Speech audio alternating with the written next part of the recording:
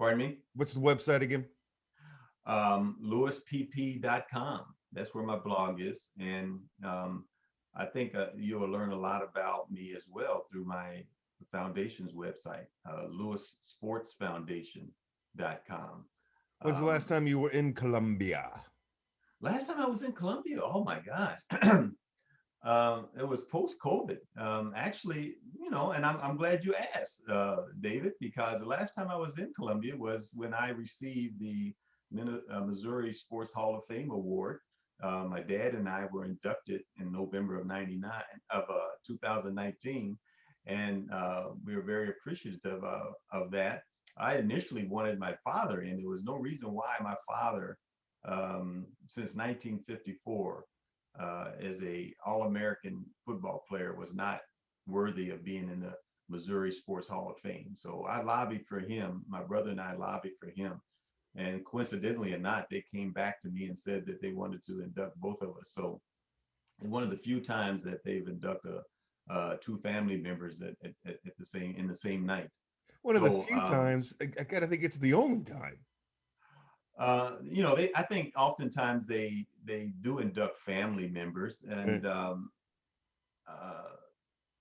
even though those family members have done different Yeah, I things in got you. sport. I got you. So where do we go for breakfast the night after? You go grab a slinger at the diner? I tell you what has often happened when I come back to Columbia is that something spurs it on. There's a reason beyond over and beyond seeing family, but I think in the future, I've certainly have wanted to connect with family and friends because many of my mentors are just dying off so quickly. Right. It's going to be much more purposeful. I have a brother that still lives in Columbia as well, and he has a son that goes to Mizzou and is becoming a pretty good writer, as a matter of fact. But what tends to attract me is that I normally come back for some of the events. My mother's sorority has a scholarship in her name, so I usually go back for that event when they present scholarships to deserving students in Columbia Public Schools. And then, Mizzou games are usually an attraction, of course. They're Hopefully saying they'll full regain capacity that. this year. What do you think? I think it's going to happen. I got I'm my not shot sure. yesterday. I got my first one yesterday. You got yours yet? Yes, I'm getting my second one in a couple weeks, which is good. And the thing that motivates me nowadays, now that I'm getting old enough to be a grandpa, Yeah. is to go see my new granddaughter who was born in November. So I need to get that second shot. Good for you.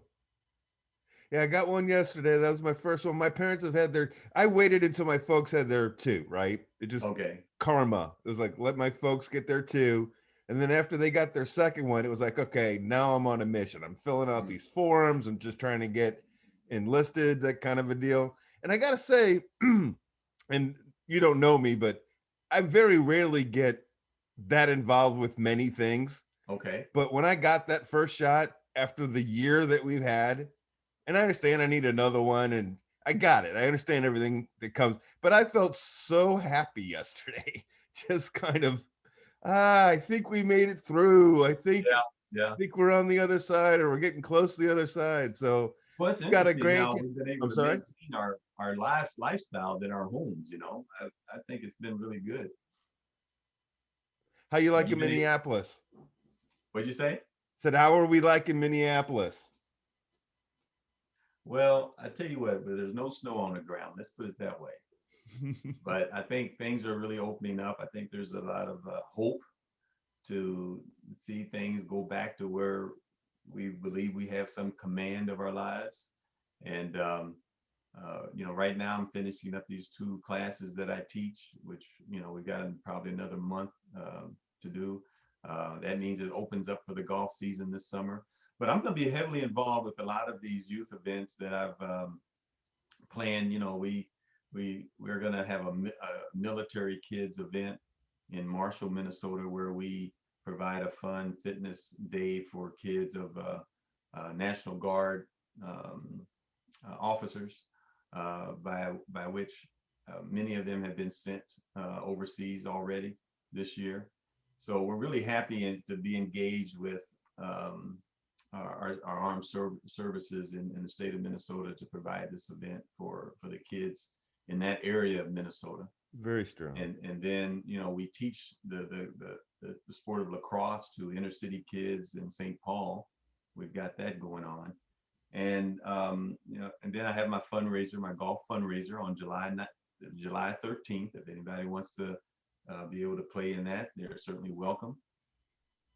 And then lastly, we've got this what we call a cross skills event um, in the Twin Cities, something very new where it's something like remember you may not be old enough to know this. Remember the superstar? You ever heard of the superstars competition? 100%. Howard Cosell, Yeah, Amari yeah, Rashad, yeah. Linda Carter. I remember Right, Tony right. Danza.